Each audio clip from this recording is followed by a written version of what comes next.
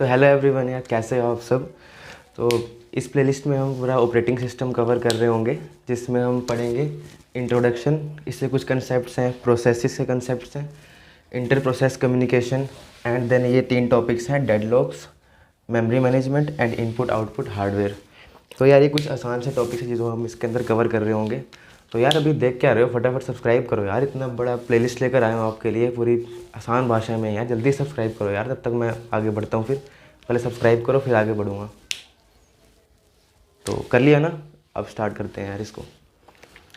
यार इंट्रोडक्शन में जैसे हम कुछ कंसेप्ट पढ़ रहे होंगे, इंट्रोडक्शन का ऑपरेटिंग सिस्टम में कंसेप्ट होगा, जैसे कंसेप्ट ऑपरेटिंग सिस्टम होता क्या है, इसके अंदर ऑपरेटिंग सिस्टम पढ़ेंगे, क्या चीज़ें होती हैं ऑपरेटिंग सिस्टम, जनरेशन्स, इसके टाइप्स क्या क्या हैं और इसके इवोल्यूशन क्या क्या हैं, वो सब चीज़ें हम पढ़ेंगे, कैसे ये बना ऑपरेटिंग सिस्टम।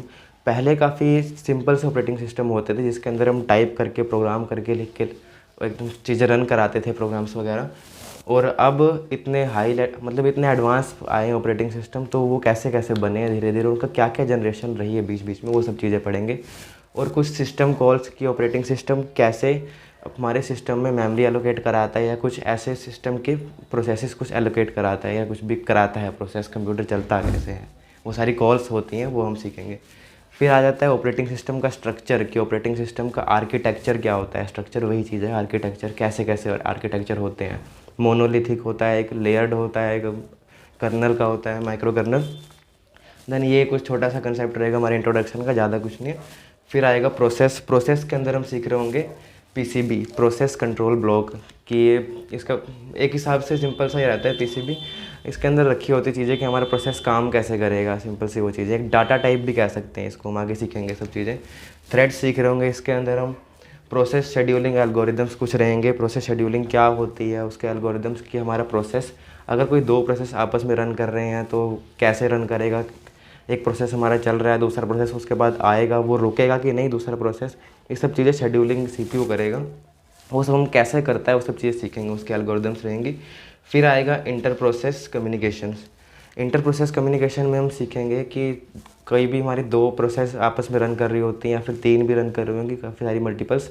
तो अगर कोई प्रोसेस रन कर रही हैं आपस में, तो वो कैसे आप उनका इंटरकनेक्ट हो रही है बीच में। कई बार हम करते हैं, हमने विंडोज़ मीडिया प्लेयर भी खोल लिया, या और कोई वर्क भी कर रहे हैं हम एंड्रॉयड स्टूडियो पे, वैसे भी तो आपस में बीच में इंटरकनेक्ट कैसे होती है, हम जब स्विचिंग करते हैं बीच में किस तरह से। तो यहाँ पे रहेगा क्रिटिकल सेक्शन।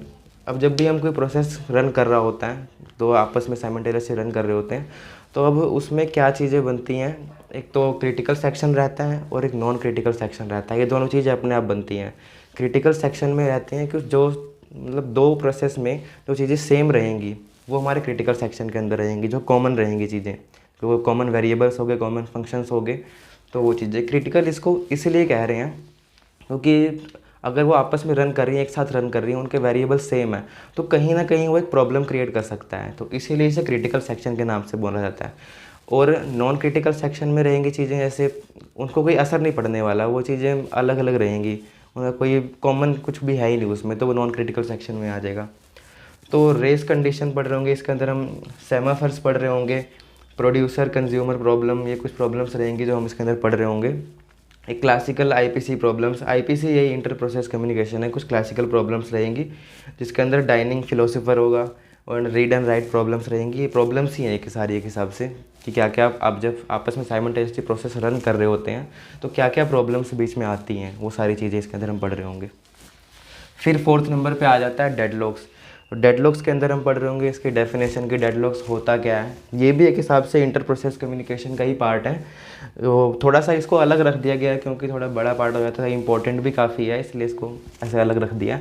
इसके अंदर हम इसकी डेफिनेशन पढ़ रहे होंगे, और कंडीशंस की, डेडलॉक कौन कौन सी कंडीशन होती हैं डेडलॉक्स की, और डेडलॉक से बचें कैसे, उसको अवॉइड कैसे करें, वो सब चीज़ें सीख रहे होंगे हम। बैंकर्स एल्गोरिदम इसके अंदर बीच में रहेगा। डिटेक्शन एंड रिकवरी, डिटेक्शन, इसको डिटेक्ट कैसे करना है कि ये डेडलॉक्स हमारा है, डेडलॉक डिटेक्ट कैसे करें, कहाँ पर डेडलॉक है, और इसकी रिकवरी, रिकवर कैसे करें अगर कोई ऐसी प्रॉब्लम आ जाती है तो। फिर लास्ट में हमारे 2 टॉपिक्स हैं, मेमोरी मैनेजमेंट। मेमोरी मैनेजमेंट में हम सीख रहे होंगे एलोकेशन, फ्रेगमेंटेशन, पेजिंग और वर्चुअल मेमोरी।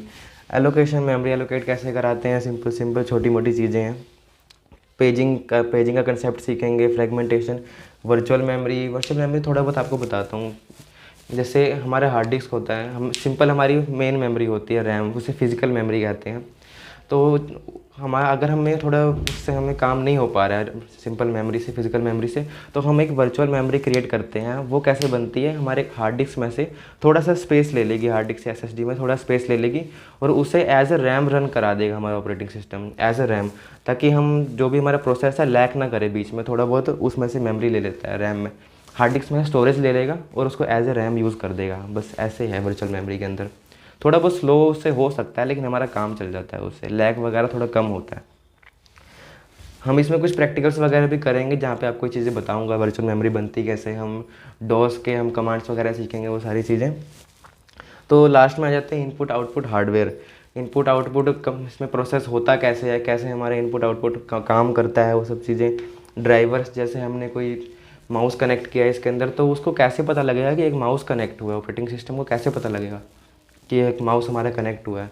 अब मान लो आपकी कोई एप्लीकेशन है और आपका एक हार्डवेयर है, तो आपकी एप्लीकेशन को नहीं पता लगे कि आपका माउस कनेक्ट हुआ है, वो माउस इधर को हिल रहा है, उधर को हिल रहा है, तो उसको चलाने के लिए एक होता है ड्राइवर, ताकि वो उसको समझा सके। एक बीच में मीडियम एक टाइप का होता है, उसको समझा सके कि हाँ ये माउस कनेक्ट हुआ है, इस वाली कंपनी का है, डिटेल सारी उसके अंदर होती है एक ड्राइवर के अंदर। ड्राइवर कई बार हमें डाउनलोड भी करना पड़ जाता है अगर हमारे कंप्यूटर में नहीं है, तो बताऊँगा ये डाउनलोड करते भी कैसे हैं कुछ चीज़ों को, थोड़ा इसको अच्छे से हम प्रैक्टिकली भी सीखेंगे पूरे।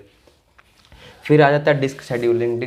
डिस्क को शेड्यूल कैसे करना है, वो सब चीज़ें, डिस्क को मैनेज करना है, मैनेजमेंट आ जाती है। फिर फाइल मैनेजमेंट आ जाता है। तो ये ना कुछ छोटे मोटे कंसेप्ट हैं, काफ़ी इजी रहेंगे, काफ़ी इजी ढंग से हम करने वाले हैं। तो इसमें ना हम साथ के साथ प्रैक्टिकल वगैरह भी करते रहेंगे, जो हमारे प्रैक्टिकल्स दिए होते हैं कॉलेज सिलेबस में, तो वो चीज़ें भी आपको साथ के साथ बताता रहूँगा, ताकि आपको आसान लगे, एकदम मस्त समझ में आती रही चीज़ें, बिना प्रैक्टिकल के समझ में नहीं आती है। इसी के साथ इस वीडियो को एंड करते हैं, तो मिलते हैं अपनी नेक्स्ट वीडियो में, जिसमें हम पढ़ेंगे इंट्रोडक्शन कि what is operating system. Thank you.